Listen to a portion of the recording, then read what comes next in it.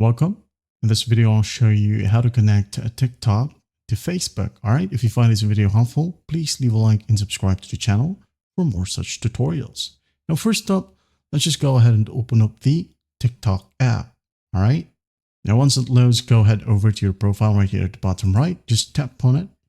Now, in here, just go ahead and go to your username and tap on it. As you can see here, it says username copied. Now, once that's done, just go ahead over to Facebook. Okay. Open it up.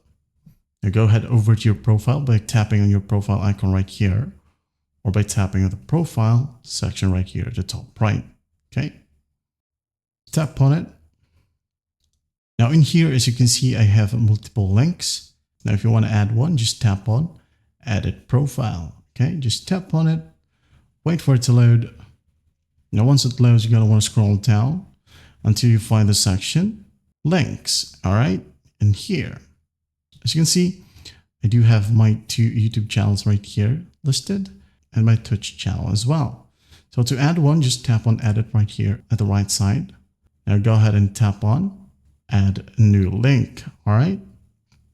Just tap on it. Now in here, select TikTok. Okay.